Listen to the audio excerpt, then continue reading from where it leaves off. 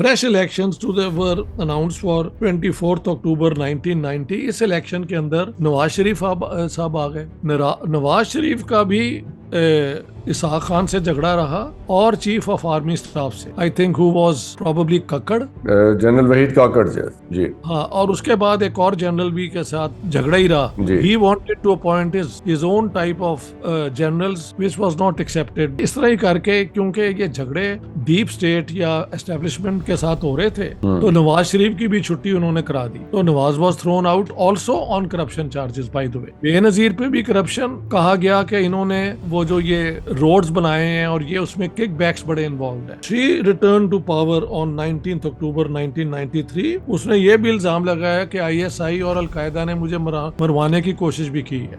इसी दौरान बेनजीर के खिलाफ कू की कोशिश भी की गई।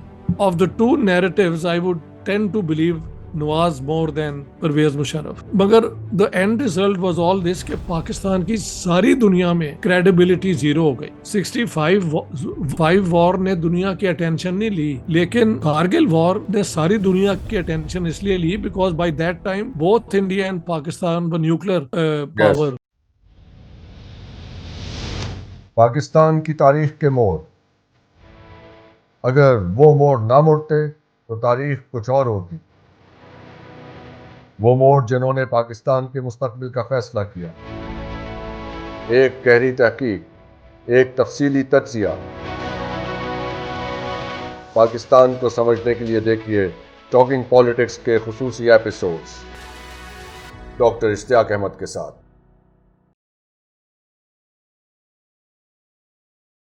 अस्सलाम वालेकुम, मैं हूं हसन जफर। यह है program talking politics special episodes की moments in Pakistan history with doctor Ishtiaq Ahmed sahab. Doctor sahab हमारे साथ मौजूद हैं। Let me welcome doctor Ishtiaq Ahmed sahab. Thank you very much doctor Zafar, Hasan Zafar sahab. Sir, thank you very much indeed actually कि आप ये इतना एक कंसिस्टेंसी के साथ ये हम प्रोग्राम कर रहे हैं और उसमें आप कंट्रीब्यूट कर रहे हैं।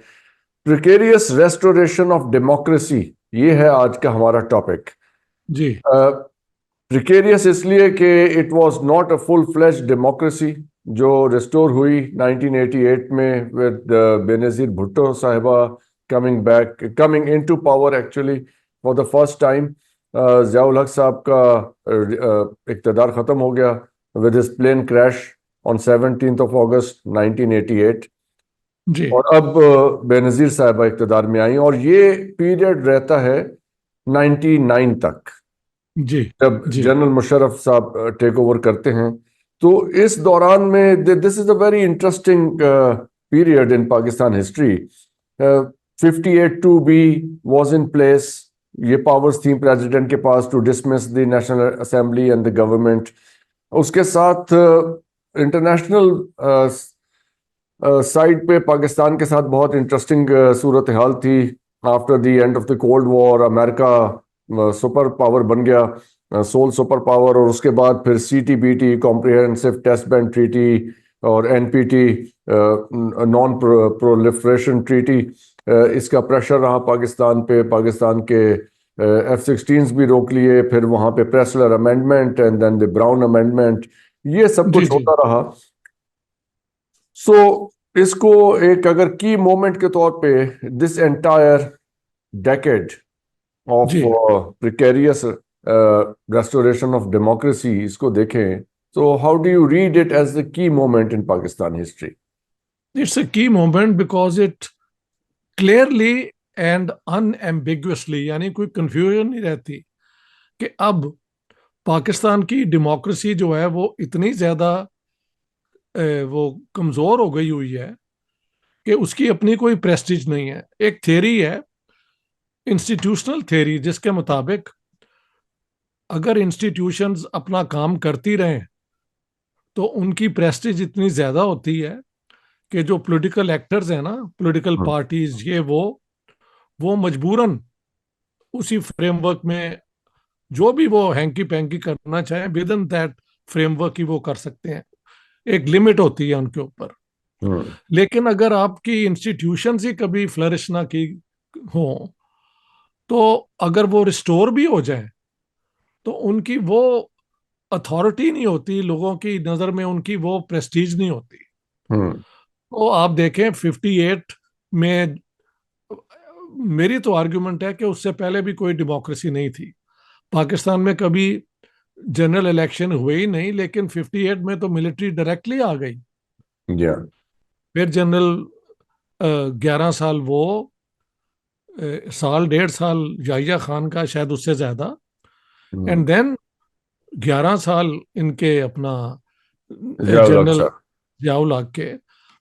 बाय द टाइम जियाउल हक वाज गॉन, तो जो डेमोक्रेटिक प्रैक्टिसेस इंस्टीट्यूशंस हैं उनकी यानी कोई वक़्त नहीं थी। हम्म। लिहाजा जब ये इलेक्शन हुआ भी, तो बेनज़ीर को ऑलरेडी 86 में पाकिस्तान आने की इजाज़त मिल गई थी।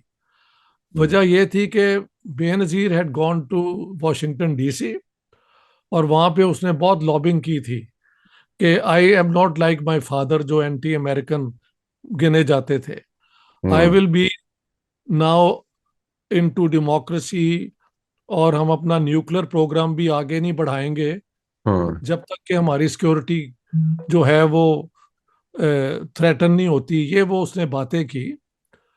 तो 86 में, while Zia was still alive, Benazir came back, but she could not be politically active.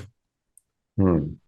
रियाज साहब की डेथ के बाद इलेक्शन अनाउंस हुए नवंबर 88 में, और उस इलेक्शन में डीप स्टेट जो है, जो आपकी, उसमें एक सीनियर ब्यूरोक्रेट थे Ishaq Khan, who was acting as president, या। और He was उन्होंने, the chairman Senate, then he became the president then he according became the to president. the हाँ, yes. ये कुछ ऐसे आगे पीछे ही है। He had acquired a lot of power, जो actually powers were acquired by Zia under the 8th amendment. Hmm. So with those powers election हुए। इलेक्शन में बेनजीर का कहना है कि मेरे खिलाफ आईएसआई और ये सब ने इन्वॉल्वमेंट की, लेकिन फिर भी पॉपुलर वोट बेनजीर को मिला, और नवाज शरीफ को जिसे जिसे तैयार किया गया था।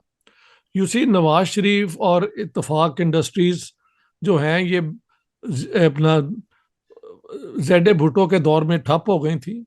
ये चले गए थे बाहर कहीं सऊदी अरेबिया या कुछ, फिर ये वापस आए, और पंजाब के जो गवर्नर थे जनरल जिलानी। जिलानी, उनकी रिकमेंडेशन पे जिया ने इनको प्रमोट किया।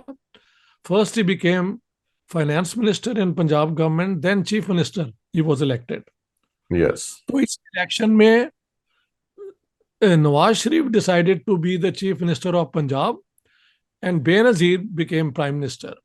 हम्म। इन दोनों एक दूसरे के साथ टक्कर थी, कोऑपरेशन नहीं थी। हम्म। एक अपॉइंट करता था, दूसरा उसको पंजाब में अपॉइंटमेंट को मानते ही नहीं था। हम्म। इन चीजों को करते करते बेनजीर का झगड़ा अपना इसाक खान से भी हो गया, गुलाम इसाक खान से, and she appointed hundreds of people, maybe thousands of people under some scheme।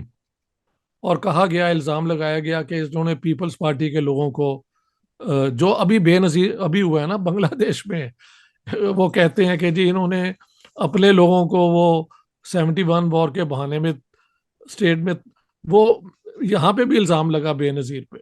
Ji.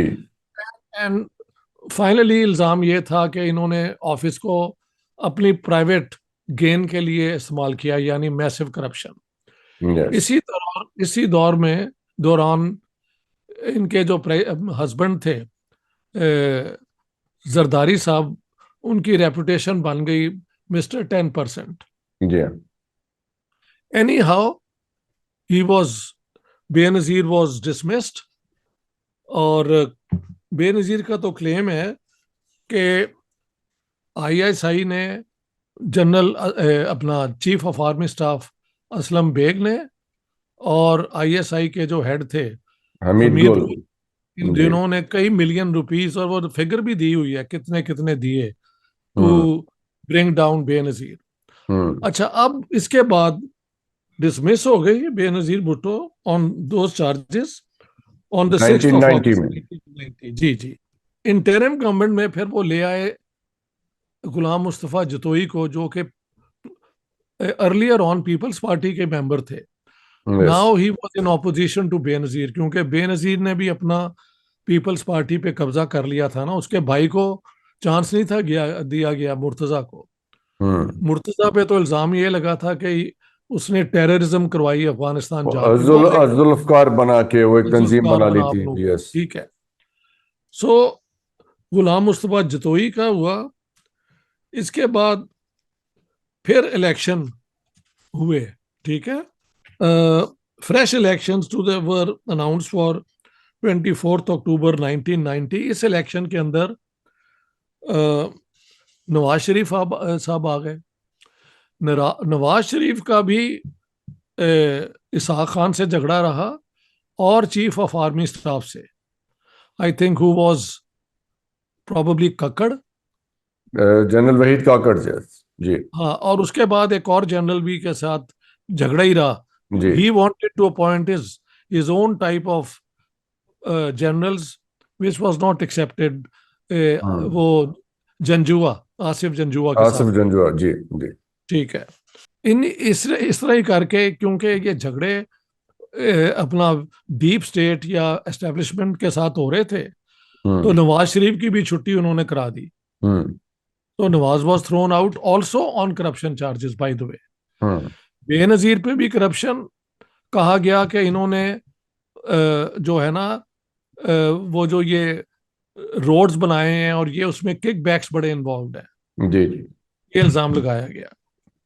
So there was a third वो उस इलेक्शन। वक्त वो येलो टैक्सी स्कीम थी और इस तरह की जी चीजें जी, थी। वो सारा कुछ। जी देयर जी वाज जी a list of allegations. Yes जी जी।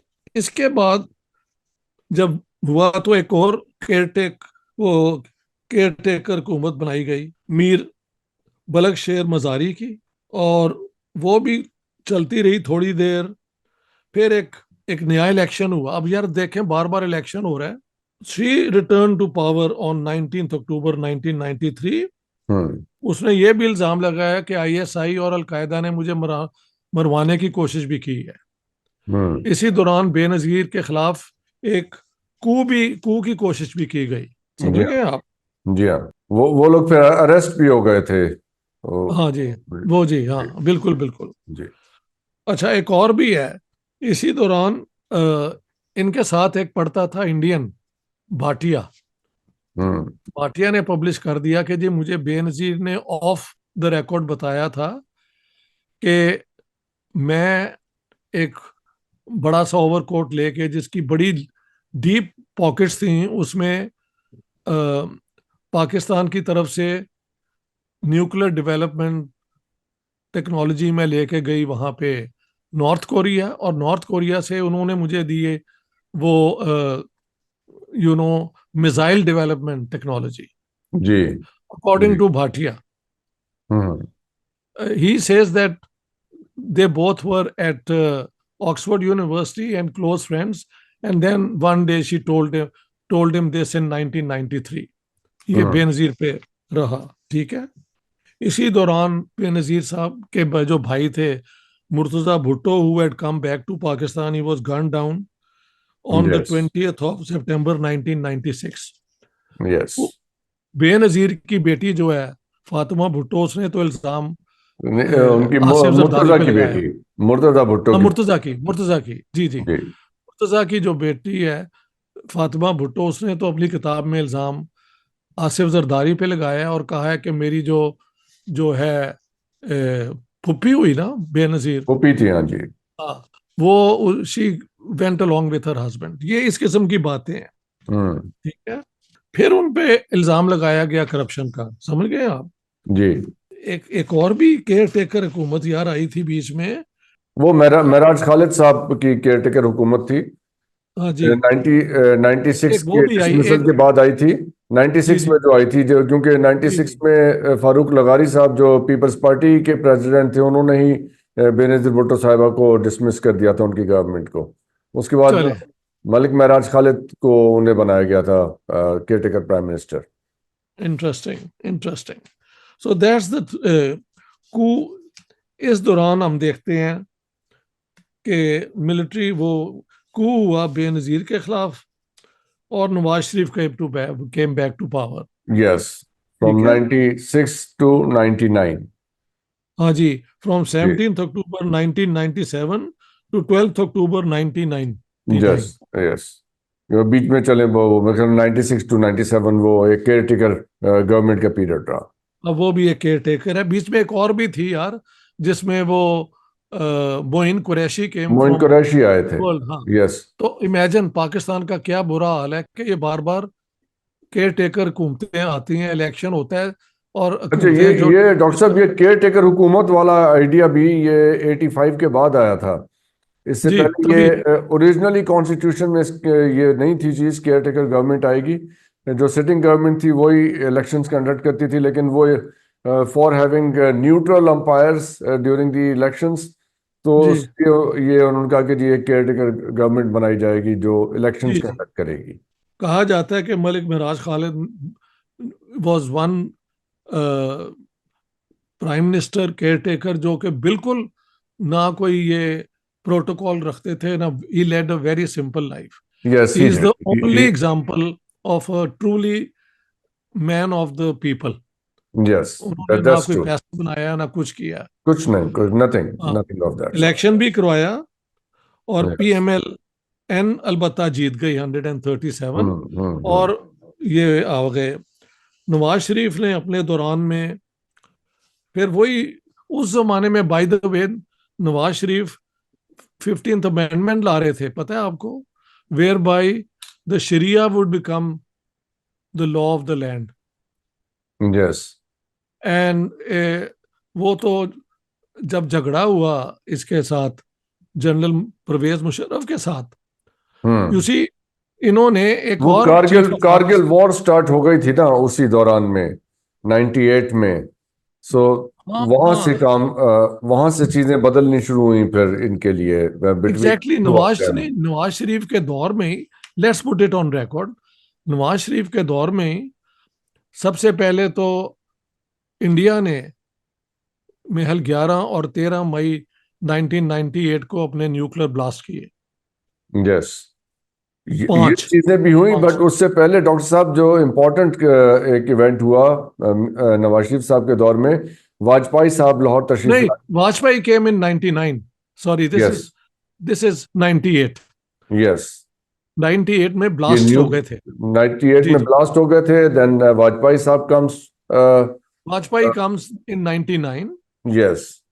और लाहौर अकॉर्ड होता है जो मैं समझता हूँ बड़ा इम्पोर्टेंट मोमेंट था। अगर उस पर हम यस सीरियस हो जाते और सिंसियर हो जाते तो कश्मीर का इशू भी एक और तरीके से रिजॉल्व होता जी और इंडिया के साथ हमारे रिलेशंस भी नॉर्मल हो जाते। जी। लेकिन हमारे आर्मी जनरल्स ने जो किया वो आपके सामने ही है, सभी जानते हैं। उस पर हम क्या बोलें। तो अब इट्स कहा पार्ट ऑफ जाता हिस्ट्री है नाउ।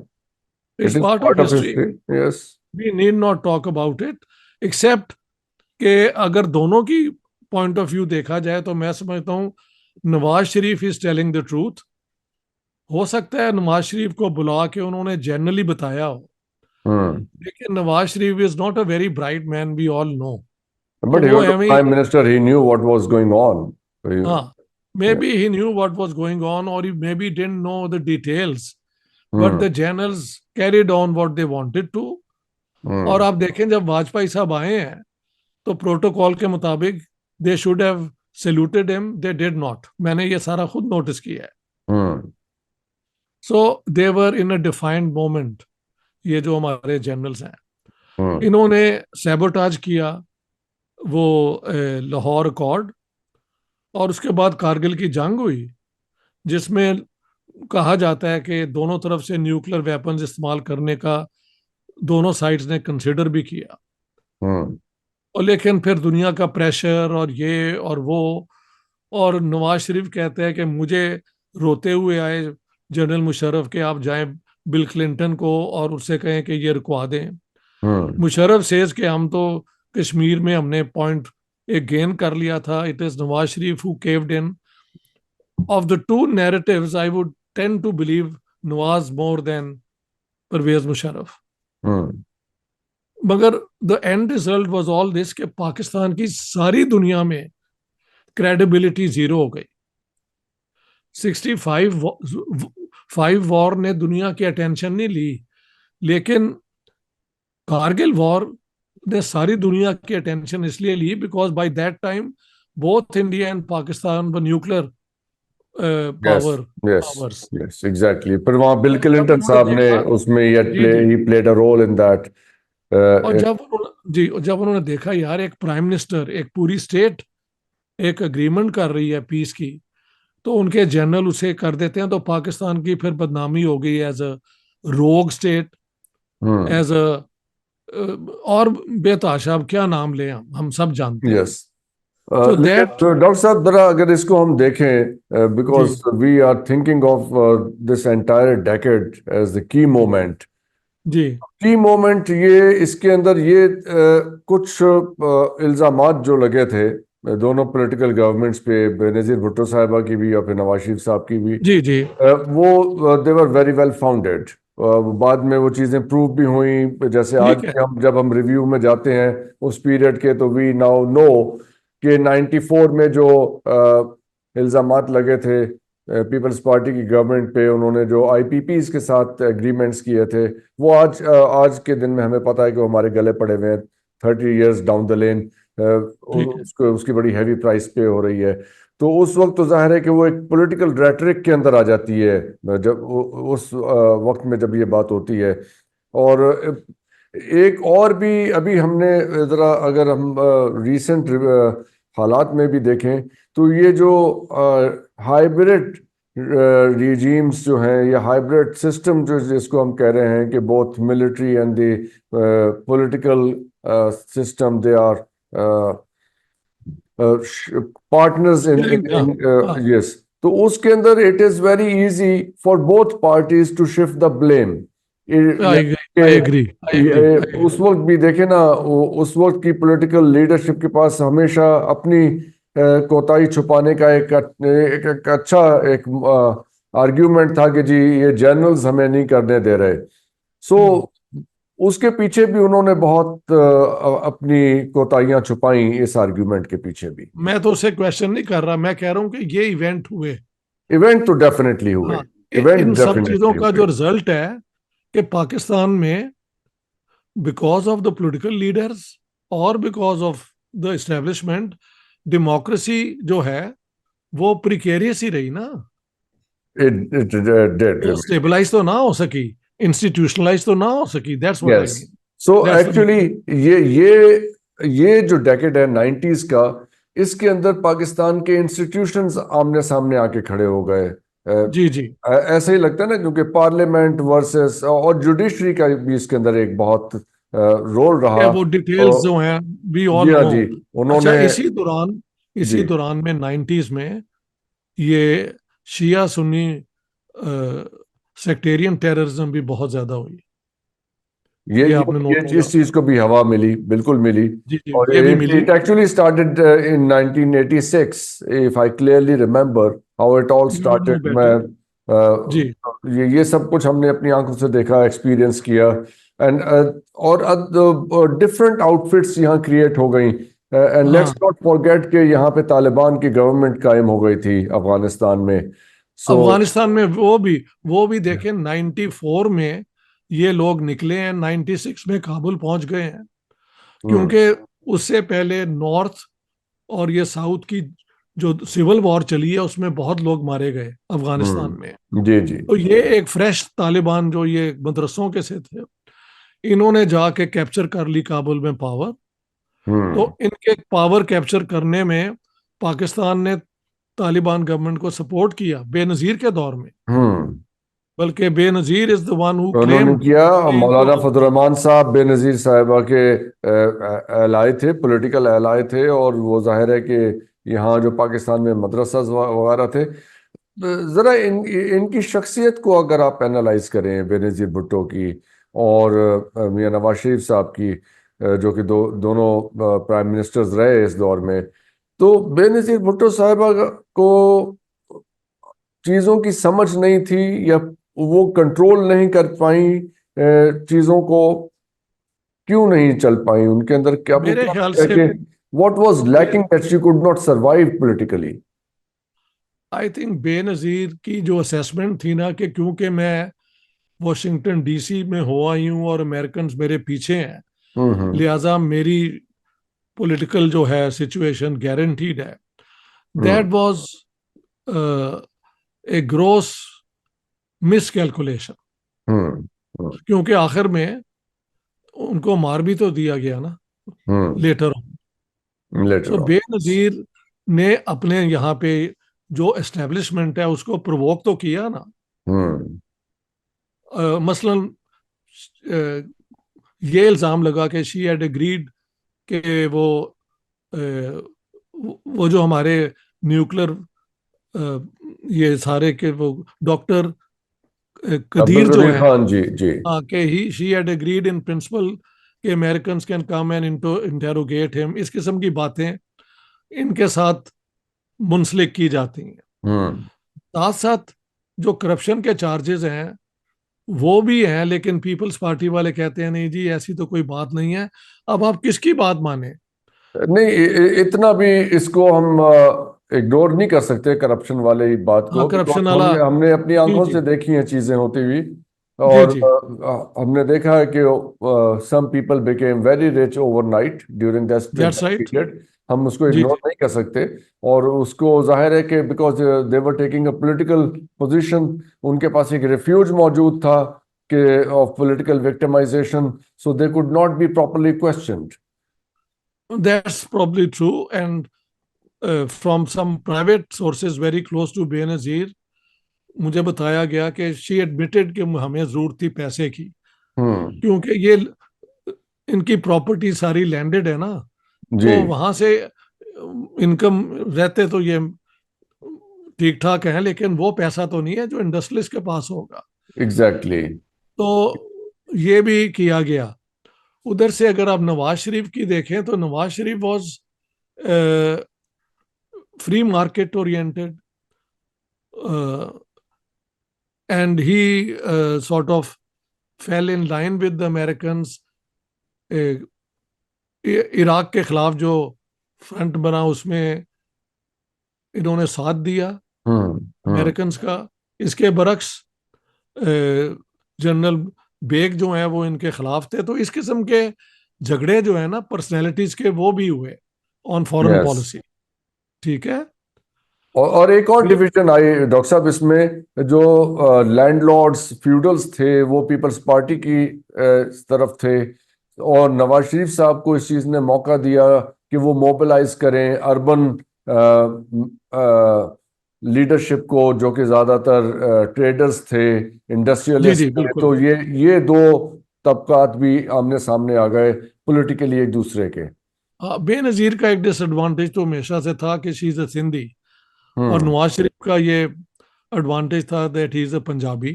और हम्म। पंजाब सबसे डेवलप्ड पार्ट है और सबसे बड़ा भी है। जी। तो नवाज शरीफ को इन द लॉन्ग रन तो इसका फायदा हुआ ना।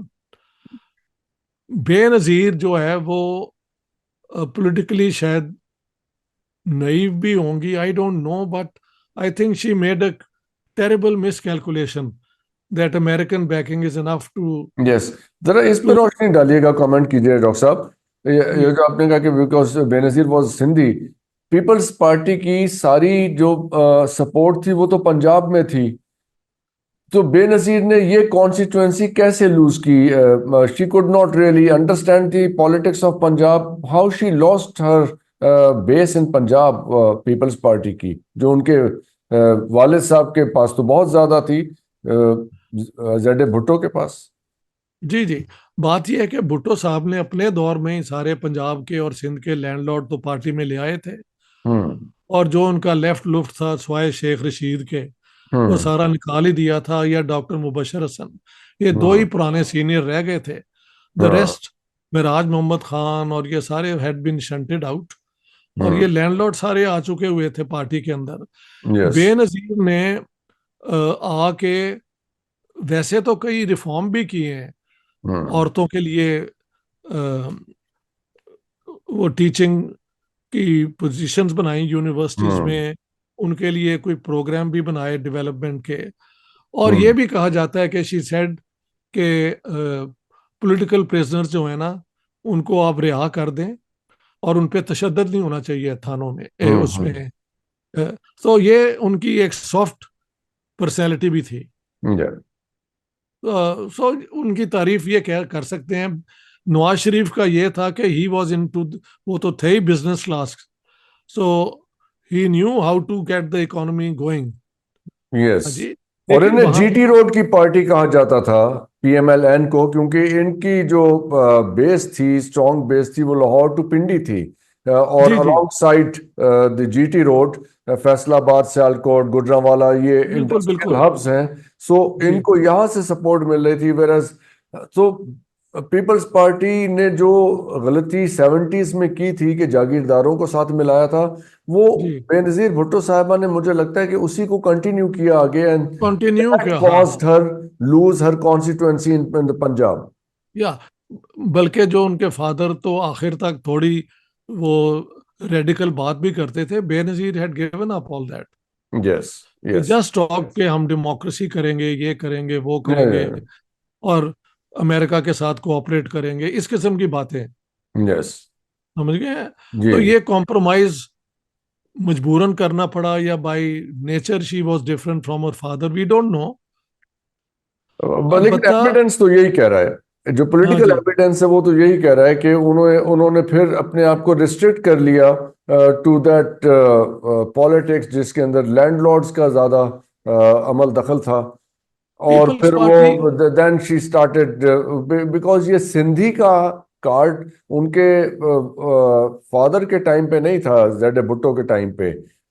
It came more in public domain, ये सिंधी वाली बात, जब ये बेनजीर भुट्टो साहिबा आई। शायद ऐसे ही है, लेकिन आप ये यस। देखें इसी दौरान में ना, ये 88 से लेके 99 तक कराची के अंदर और सिंध के अंदर MQM वर्सेस सिंधी नेशनलिज्म की बहुत टेररिज्म भी हुई है। Yes yes yes. और उसमें भी दोनों एमक्यूएम का है ना वाज अ कि, वेरी वेरी बिग फैक्टर। जी, यस। उसमें एमक्यूएम। बेनजीर की पोजीशन मुख्तलिफ होगी हम्म। नवाज शरीफ से। समझ गए जी आप? हाँ जी, जी हाँ, जी। क्योंकि MQM वो सपोर्टिंग नवाज शरीफ। यस याद है आपको अलायंस के जी अंदर? जी जी, बिल्कुल। अल्ताफ हुसैन साहब की बिल्कुल। मर्जी के बगैर कोई गवर्नमेंट नहीं बन सकती थी, क्योंकि उनके जी पास जी, 17 18 19 सीटें होती थी नेशनल असेंबली उस की। या उस दैट दौरान वाज अ में की बहुत फैक्टर। बहुत यस। टेररिज्म हुई है। बल्कि वो जो थे लेफ्टिनेंट जनरल अख्तर, क्या नाम है उनका, अख्तर, जो जिन्होंने ये सारा ऑपरेशन किया, उनसे मेरी अपनी बात हुई थी। जनरल मोइनुद्दीन हैदर थे जो नहीं वहां। नहीं, जी। मोइनुद्दीन हैदर होंगे, लेकिन the one who carried it out was general Akhtar. पूरा ओके। नाम आप देख लें, हाँ। उन्होंने बताया कि किस तरह finally he was given the freedom to crack down on them. Hmm वरना ये, हाँ, ये लोग, तो इन्होंने अफरा तफरी मचाई हुई थी। मुझे याद है हम्म। MQM वाले लोग जो है ना, वो ड्रिल करते थे लोगों के ये घुटनों में। यार, कैन यू बिलीव इट, इतना यस। जुल्म। वो बहुत बुरा हाल था उस जमाने में। ये सारी हाँ, बातें, बोरी बंद लेकिन लाशें और ये वो सब कुछ ले, सुनने में आता था हमारे। और MQM को तैयार किया था जिया साहब ने जी। पीपल्स पार्टी के खिलाफ, जब MRD मूवमेंट चल रही थी। या। जाहिर है, हम हर बात को तो इस डिस्कशन में नहीं ला सकते। हम तो की पॉइंट्स, की चीजों ले रहे हैं, लेकिन यस बात बात कनेक्शंस होती जाती हैं ना। यस। चलिए, बाहर लुकिंग भी। Back at this time in history, जी, अगर हम देखें 90s का वक्त, आपको क्या लगता है कि क्या चीज थी जिससे ये डेमोक्रेसी जो है वो स्ट्रांग हो सकती थी पाकिस्तान में during the 90s? Well, during the 90s तभी अगर हो सकती थी, अगर ये दो जो भी हुकूमत में आया है वो पूरे टर्म में एक तो देख ले कि भाई एस्टेब्लिशमेंट के साथ काम करके ही मैं आगे चल सकता हूँ। एक हम्म तो ये। Hmm second, you cannot give your detractors a chance to get at you. तो अगर ये करप्शन कर रहे थे मैसिव स्केल पे, हम्म, तो इनके खिलाफ चार्जशीट भी तो तैयार हो सकते थे ना। बिल्कुल ऐसा ही था। हाँ, तो ऐसे ही हुआ है, ऐसे ही हुआ है, ऐसा ही हुआ है। सो ये ऐसे ही खुद हुआ है। रिस्पॉन्सिबल है, इसका मतलब है, क्योंकि they well, got a in a way, chance yes, to yes, strengthen in a the way. democracy in this country, but they got carried away with their personal interests and लेकिन एक जी, बात है जो मैं आपसे करना चाहता हूँ, बिकॉज आज जी तक मुझे प्लीज। इसका जवाब नहीं मिल सका ओके। कि आसिफ जरदारी को इन्होंने वो डिटेंशन में भी रखा, सारा कुछ किया, हम्म। Why has no case ever been proved against him? I don't know. I think one explanation is कि if he is exposed, along with it come many people in the maybe, deep may state be, down. Yes. ये वजह है, और ये मे वजह B है। devils are not as black as they are painted. He's That's right. not, So what yes, I mean is the yes। whole political culture of Pakistan was so corrupted, hmm, so decadent हम्म, कि उसमें responsible government, the rule of law को बजाय strengthen करने के, इन्होंने मसलन ये भी कहा गया, मुझे जावेद काजी जो आईएसआई के हम्म, हेड रहे हैं, हम्म, उनसे मेरा इंटरव्यू हुआ। उन्होंने कहा कि जब बेनजीर वॉज इन पावर तो नवाज शरीफ जनरल हेडक्वार्टर्स के चक्कर लगाते थे, और हम्म। जब Nawaz Sharif was in power तो Benazir was doing this.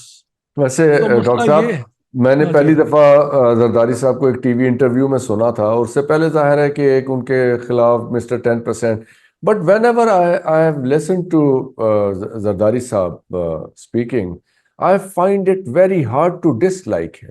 This is what I have been told by people, that he's very good with his silver tongue जिसे कहते हैं।